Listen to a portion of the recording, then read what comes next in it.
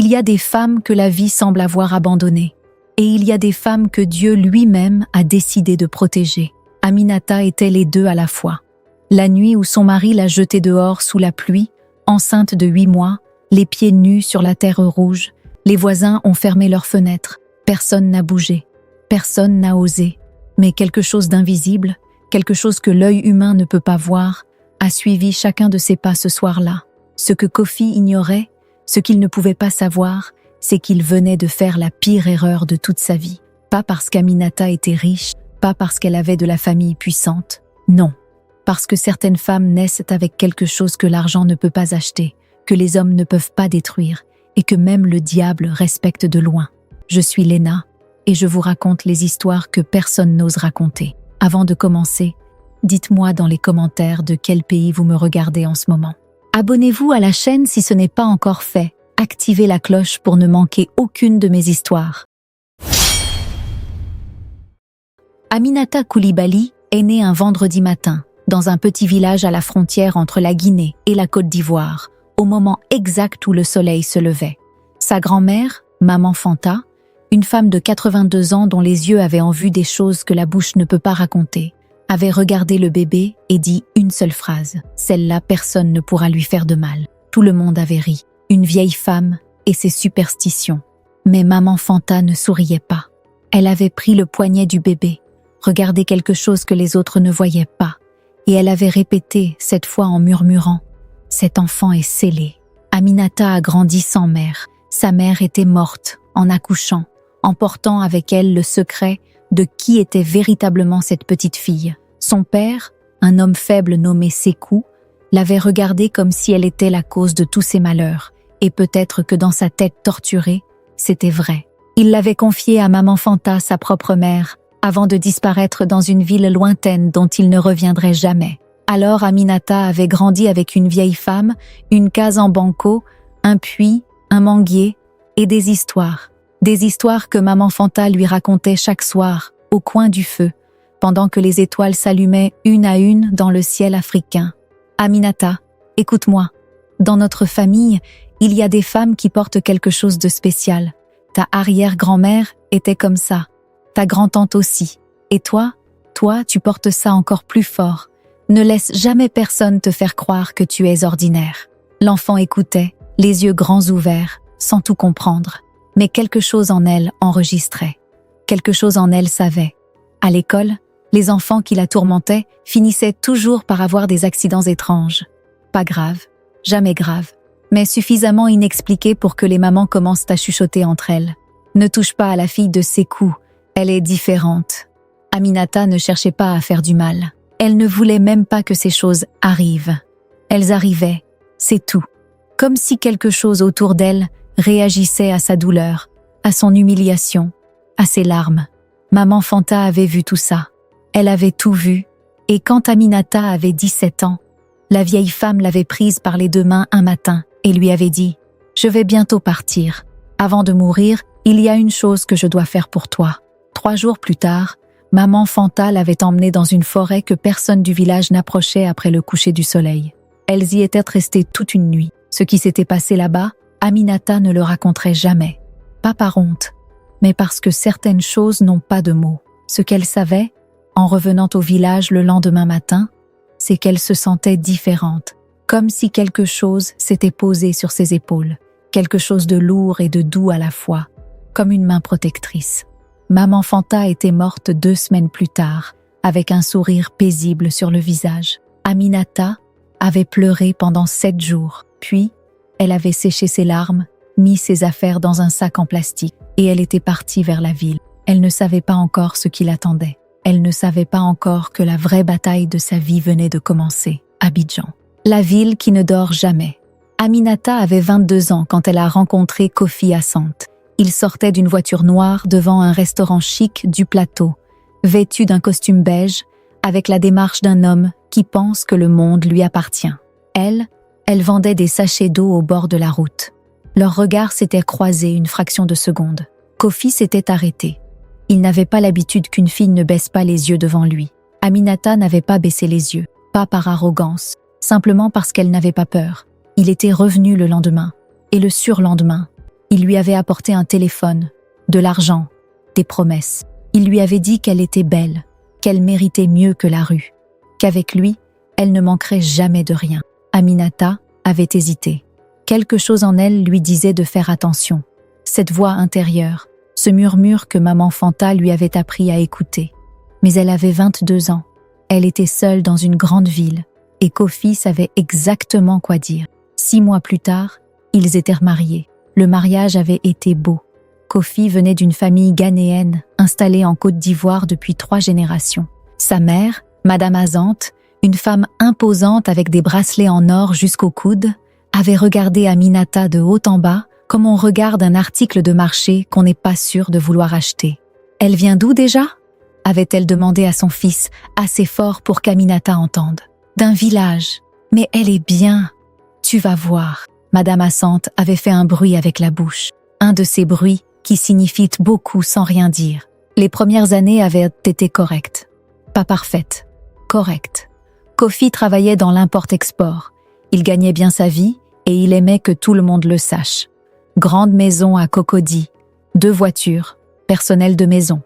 Mais Kofi avait un problème que l'argent ne pouvait pas résoudre. Il avait besoin d'être admiré, constamment, totalement, sans condition. Et quand Aminata n'admirait pas assez, quand elle osait avoir une opinion différente, quand elle ne riait pas à ses blagues ou ne saluait pas ses amis avec assez d'enthousiasme, Kofi changeait. Pas encore violent, pas encore, mais différent, froid, cruel avec les mots. Tu oublies qui t'a sorti de la rue. Sans moi, tu serais encore à vendre de l'eau au bord de la route. Ma mère avait raison sur toi. Aminata encaissait. Elle continuait à sourire. Elle continuait à gérer la maison, à cuisiner, à recevoir les invités, à être la femme parfaite que tout le monde voyait. Personne ne savait ce qui se passait derrière les portes fermées. Personne, sauf la vieille gardienne, Mariam, qui avait 65 ans et des yeux qui voyaient tout. Un soir, Mariam avait pris Aminata à part dans la cuisine et lui avait dit doucement « Ma fille, j'ai vu beaucoup de choses dans cette maison avant toi. Méfie-toi de ce que tu ne vois pas encore. » Aminata avait souri poliment. Elle pensait que la vieille femme parlait des autres femmes de Kofi, des rumeurs qui circulaient. Elle ne savait pas encore que Mariam parlait d'autre chose. Elle ne savait pas encore que Kofi complotait depuis des mois. La grossesse d'Aminata était arrivée comme un miracle après 2 ans d'attente. Elle avait annoncé la nouvelle à Kofi un soir avec des larmes de joie. Il avait souri, il l'avait serrée dans ses bras, il avait dit que c'était une bénédiction. Mais quelque chose dans ses yeux ce soir-là n'était pas juste, un éclat que quelqu'un d'autre n'aurait pas remarqué. Aminata l'avait vu, la voix de maman Fanta avait murmuré en elle « Fais attention ». Elle avait chassé ce sentiment. Elle voulait trop que ce moment soit heureux. Ce qu'Aminata ne savait pas, c'est que Kofi avait rencontré une autre femme. Pas une aventure, quelque chose de sérieux, planifié depuis des mois. Nadia, 30 ans, fille d'un homme d'affaires libanais, peau claire, appartement à Paris, famille avec des connexions. Pour Kofi, c'était l'ascension sociale dont il rêvait depuis toujours. Aminata lui avait apporté une belle maison. Nadia pouvait lui apporter un autre monde. Il avait tout planifié avec sa mère. Madame Azante, ravie, avait pris les choses en main. Un avocat ami de la famille, des documents préparés, une histoire montée de toutes pièces. Ils allaient accuser Aminata d'adultère, fabriquer des preuves, des photos truquées, des témoins achetés.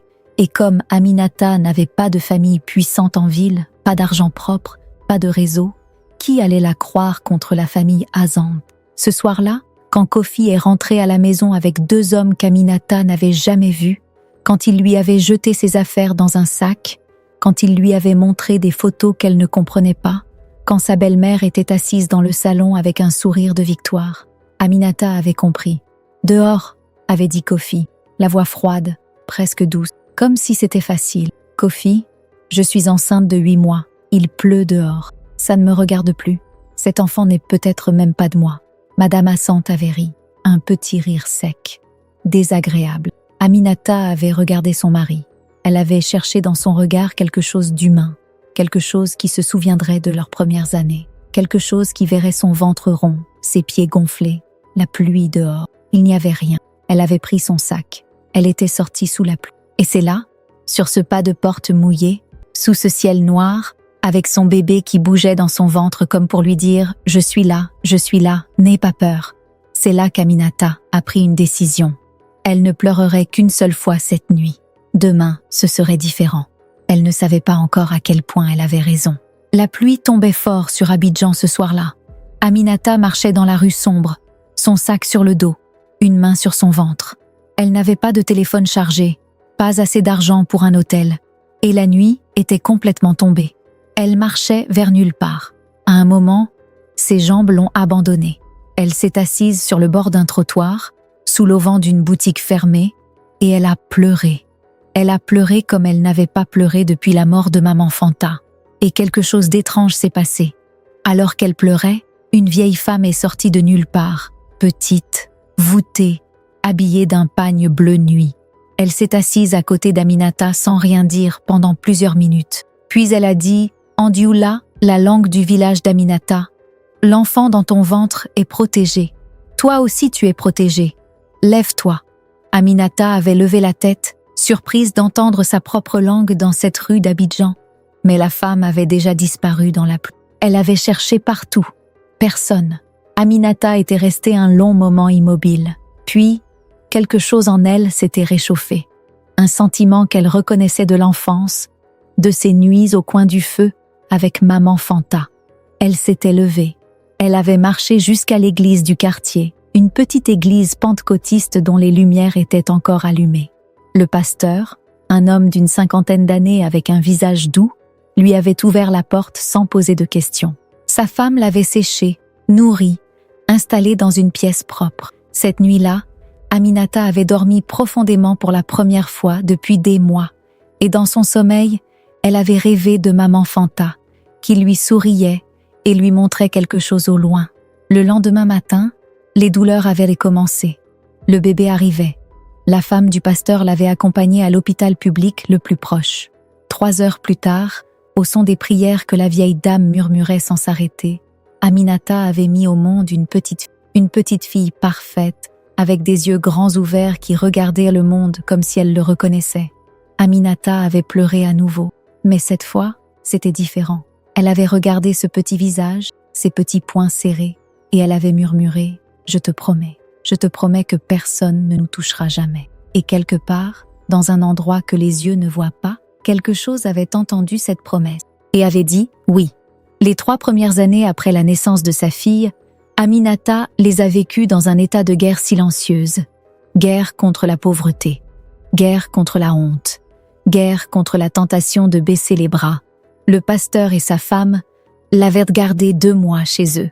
Ils ne lui avaient rien demandé en retour, ce qui, dans le monde où Aminata avait grandi, était déjà un miracle en soi. Avec le peu d'argent qu'elle avait réussi à mettre de côté pendant son mariage, elle avait loué une petite chambre dans un quartier populaire et commencé à travailler. Elle faisait des tresses, d'abord chez des voisines, pour 3 fois rien. Puis le bouche à oreille avait fait son travail. Ses mains étaient habiles, ses créations uniques. Les femmes revenaient, elles amenaient leurs amis. Sa fille, qu'elle avait prénommée Fatou, en hommage à maman Fanta, grandissait à côté d'elle, posée dans un berceau improvisé pendant que les clientes défilaient. Fatou était un bébé étrange, dans le bon sens du mot. Elle pleurait rarement, elle observait tout avec ses grands yeux sérieux. Et les clientes d'Aminata, sans exception, la regardaient et disaient la même chose. Cet enfant a quelque chose de spécial. Aminata souriait. Elle savait. Pendant ce temps, de l'autre côté de la ville, la vie de Kofi Azante continuait sans elle. Il avait épousé Nadia 6 mois après l'avoir chassée. La cérémonie avait été somptueuse, racontèrent les langues. Aminata avait appris ça sans broncher. Elle avait une seule chose en tête, construire. 1 an après ses débuts en solo, elle avait économisé assez pour louer un petit local. Un salon de coiffure avec 2 fauteuils, un miroir et une enseigne peinte à la main. 2 ans plus tard, 3 fauteuils, une employée. 3 ans plus tard, le salon le plus réputé du quartier. Ce n'était pas de la chance, c'était du travail. Mais c'était aussi autre chose, quelque chose que les clients sentaient sans pouvoir l'expliquer. Une atmosphère dans ce salon, un bien-être étrange. Les femmes qui venaient chez Aminata repartaient avec plus que de belles traits. Elles repartaient légères. Certaines lui avaient dit, les larmes aux yeux, Je ne sais pas ce qui se passe ici, mais depuis que je viens chez toi, ma vie va mieux. » Aminata se contentait de sourire. C'est pendant cette période qu'elle avait rencontré Maître Adjoa. Maître Adjoa était avocate, une femme de 50 ans avec une réputation en acier et un regard qui traversait les gens. Elle était venue au salon pour une occasion spéciale, avait bavardé avec Aminata, et quelque chose dans leur conversation avait déclenché une curiosité mutuelle. « Vous avez été mariée ?» avait demandé Maître Adjoa, pas indiscrète, mais directe comme une flèche. Aminata avait tout raconté, sans larmes, avec une précision froide qui avait impressionné l'avocate. Maître Adjoa avait posé son verre, croisé ses mains, et dit « Ce qu'ils vous ont fait est illégal. Les documents, les faux témoignages, la procédure, tout ça peut être attaqué. Je n'ai pas d'argent pour un procès. Je ne vous parle pas d'argent. Je vous parle de justice. » C'était le début de quelque chose. 4 ans après la nuit de la pluie, Kofi Asante commençait à sentir que quelque chose n'allait pas dans sa vie. Pas de façon dramatique, pas d'un coup. Comme de l'eau qui ronge une fondation, lentement, sans qu'on voie rien de l'extérieur, jusqu'au jour où le sol se dérobe. Son mariage avec Nadia s'effritait. Le père de Nadia, qui était la vraie raison de cette union, avait retiré ses investissements de l'entreprise de Kofi après un désaccord. Sans ce soutien financier, plusieurs contrats étaient tombés. Sa mère avait eu une attaque légère, pas grave, mais suffisante pour la ralentir, elle qui avait toujours été le moteur de tout. Et il y avait autre chose, des choses que Kofi ne racontait à personne, des nuits agitées, des rêves dans lesquels une vieille femme le regardait sans parler, des matins où il se réveillait épuisé, comme s'il avait marché toute la nuit. Ses amis remarquaient qu'il avait changé, plus nerveux, moins sûr de lui. Ce lion qui rugissait fort se mettait soudainement à sursauter pour pas grand-chose. C'est son ancien associé, Brice, qui lui avait parlé d'Aminata sans le savoir. « Tu connais ce salon de coiffure à Yopougon ? Ma femme ne jure que par là. Apparemment, la propriétaire est extraordinaire. Elle s'appelle Aminata quelque chose. » Kofi s'était figé. « Elle a une petite fille, » avait continué Brice, sans voir le visage de Kofi changer. « Paraît qu'elle fait des affaires maintenant. Elle vient d'ouvrir un 2e salon. » Cette nuit-là, Kofi n'avait pas dormi. Il avait pensé à Aminata dans la pluie, son ventre rond, ses pieds nus. Il avait essayé de se convaincre qu'il avait fait ce qu'il fallait faire, que c'était elle qui était fautive, que les photos, enfin, les photos. Mais une partie de lui, une partie qu'il avait réussi à faire taire pendant 4 ans, savait. Il savait que les photos étaient fausses. Il savait que l'enfant était de lui. Et il avait commencé à comprendre, lentement, douloureusement, que quelque chose dans sa vie s'écroulait depuis exactement le soir où il avait poussé une femme enceinte dehors sous la pluie. Maître Adjoa avait travaillé le dossier pendant 18 mois. Elle avait retrouvé les témoins. 2 d'entre eux, rongés par la culpabilité, avaient accepté de dire la vérité. Elle avait fait analyser les photos par un expert. Les manipulations étaient évidentes pour qui savait regarder. Elle avait reconstitué la procédure de divorce illégale, point par point. Le jour où l'huissier avait sonné chez Kofi Asante avec les documents du tribunal, celui-ci était en réunion avec de potentiels nouveaux investisseurs. La réunion avait pris fin immédiatement. Le procès avait duré 3 mois. Aminata n'avait pas cherché la revanche. Elle avait cherché la reconnaissance. Que ce qui lui avait été fait était mal. Que son enfant avait un père légalement reconnu. Et que les biens accumulés pendant le mariage lui revenaient pour moitié. Le tribunal avait donné raison à Aminata sur tous les points. La salle d'audience ce jour-là, les gens qui étaient là disent encore aujourd'hui qu'il y avait quelque chose dans l'air. Une atmosphère particulière, comme si la pièce elle-même attendait ce verdict depuis longtemps. Kofi était assis en face d'elle, dans son beau costume, avec son avocat hors de prix. Il était défait. Il avait cherché le regard d'Aminata. Elle ne l'avait pas évité. Elle l'avait regardé calmement, sans haine, sans triomphe, avec juste une paix absolue dans les yeux qui lui avait fait plus peur que n'importe quelle colère. À la sortie du tribunal, des journalistes attendaient. L'histoire avait fuité. Comme toutes les histoires, finissent par fuiter. « Madame Aminata, comment vous sentez-vous » Elle avait regardé la caméra et elle avait dit simplement « Je me sens comme je me suis toujours sentie, protégée ». Cette phrase avait fait le tour des réseaux sociaux le soir même. La petite Fatou avait 4 ans quand son père l'a vue pour la première fois, vraiment. Kofi était venu au salon d'Aminata, un après-midi, seul, sans avocat. Il avait attendu que les clientes partent. Aminata l'avait laissé entrer. Il avait d'abord regardé le salon. Propre, bien tenu, 2 employés qui travaillaient avec sérieux. Des photos au mur de coiffure magnifiques. Un bébé espace dans un coin avec des jouets pour les enfants des clientes. Tout ce qu'Aminata avait construit seule. Puis Fatou était sortie de la pièce du fond en courant, ses petites nattes sautant dans tous les sens, poursuivant un ballon qui avait roulé vers l'entrée. Elle s'était arrêtée en voyant cet inconnu. Elle l'avait regardé avec ses yeux qui semblaient toujours voir plus que ce que les autres voisins. Kofi avait regardé sa fille pour la première fois, et quelque chose en lui s'était brisé. Ce n'était pas de la culpabilité, pas encore. C'était plus profond, plus primitif, comme si une évidence qu'il avait refusée pendant 4 ans venait de le frapper en pleine poitrine. Cette petite fille était lui. Son front, la façon dont elle tenait sa tête, le petit creux au coin de sa lèvre, exactement comme le sien. Il avait commencé à pleurer.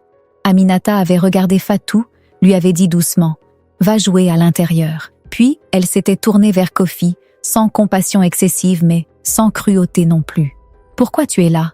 Je veux réparer. » « Réparer quoi ? Tu ne peux pas réparer ce que tu as fait. Tu peux seulement aller de l'avant. » Est-ce qu'elle peut me connaître ? Aminata avait pris le temps de répondre. Elle avait pensé à Fatou, pas à elle-même. Elle avait pensé à ce que c'était de grandir sans père, comme elle avait grandi.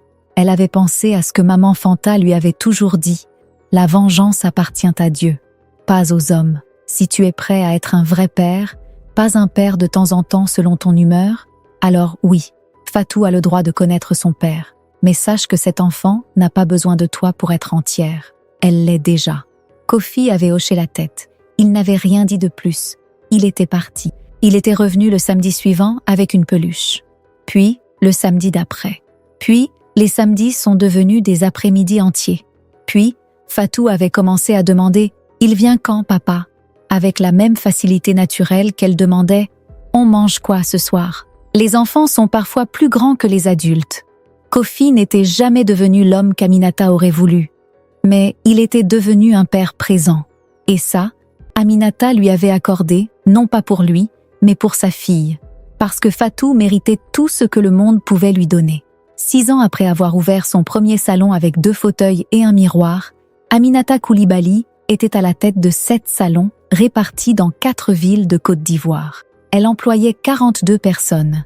Elle avait créé une école de coiffure dans son ancien quartier où elle formait gratuitement des jeunes filles en difficulté.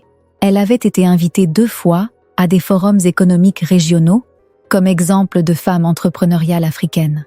Un magazine business l'avait mise en couverture avec ce titre, « La femme intouchable ». Elle avait souri en voyant ce titre. Elle savait qu'il parlait de sa réussite commerciale, de sa réputation irréprochable. Il ne savait pas à quel point ce mot avait une autre signification pour elle. Dans ses interviews, elle ne parlait jamais de Kofi, jamais de la nuit sous la pluie. Elle parlait de travail, de persévérance, de la nécessité de construire quelque chose à soi. Mais en privé, dans les conversations qu'elle avait avec ses employés, surtout les plus jeunes qui traversèrent des moments difficiles, elle disait toujours la même chose. Ne laisse jamais quelqu'un définir ta valeur. Ne laisse jamais quelqu'un te convaincre que tu n'as pas de protection. On a toutes des protections. On ne les voit pas toujours, mais elles sont là. Fatou avait 10 ans maintenant. Elle était brillante à l'école, sérieuse, avec cet air calme et cette façon de regarder le monde qui faisait que les adultes la respectaient instinctivement. Un jour, après l'école, elle avait dit à sa mère « Maman, à l'école il y a une fille qui dit que je n'ai pas de papa vraiment parce qu'il n'habite pas avec nous. » Aminata s'était arrêtée de faire ce qu'elle faisait. Elle avait pris le visage de sa fille entre ses mains. « Et toi, qu'est-ce que tu lui as dit ?»« Je lui ai dit que j'avais ce qu'il me fallait. » Aminata avait souri, un sourire qui venait de quelque part très profond. Exactement. Maman Fanta aurait souri aussi, là où elle était. Il y a une chose que l'histoire d'Aminata nous apprend, et c'est peut-être la chose la plus importante. Les protections ne ressemblent pas toujours à ce qu'on imagine. On pense que les protections, ça ressemble à des murs, à des barrières, à des choses qui empêchent le mal d'arriver. Mais parfois, les protections, ça ressemble à cette vieille femme qui surgit sous la pluie pour dire « Lève-toi », au pasteur qui ouvre sa porte sans poser de questions, à l'avocate qui dit « Je ne vous parle pas d'argent ». au regard d'une petite fille qui donne à sa mère plus de force que n'importe quelle armée. Les protections d'Aminata ne l'ont pas empêchée de souffrir. Elles lui ont donné la force de traverser la souffrance et de ressortir de l'autre côté debout. Il y a des femmes comme ça, que la vie frappe, que les hommes tentent de briser, que les circonstances semblent condamner, et qui, pour une raison que la logique ne peut pas entièrement expliquer, tiennent. Kofi Asante a refait sa vie. Nadia était repartie à Paris après 2 ans. Il vivait modestement maintenant, loin du grand standing d'avant. Il voyait Fatou tous les week-ends. Il ne parlait jamais de cette période, mais les gens qui le connaissaient bien disaient qu'il était différent, moins arrogant, plus silencieux. Une fois, lors d'un repas de famille, on lui avait demandé ce qui avait tout changé dans sa vie. Il avait réfléchi longtemps avant de répondre. « J'ai sous-estimé quelqu'un que je n'aurais pas dû sous-estimer. » La personne avait voulu qu'il développe. Mais Kofi avait juste secoué la tête. Certaines réponses, on les garde pour soi. Aminata, elle, ne regardait pas en arrière. Elle regardait Fatou qui faisait ses devoirs à la table de la cuisine, la langue sortie en signe de concentration, les nattes bien faites que sa mère refaisait chaque dimanche soir. Elle regardait ce salon qu'elle avait bâti de ses mains. Elle regardait les femmes qui sortaient de chez elle plus légères qu'en entrant. Et parfois, certains soirs, quand la lumière tombait d'une certaine façon et que le quartier était calme, elle sentait quelque chose, comme une main sur son épaule, comme quelqu'un qui lui disait « Je t'avais dit que tu étais scellée ». Elle levait les yeux au ciel et murmurait « Merci, maman Fanta ». Puis elle retournait au travail.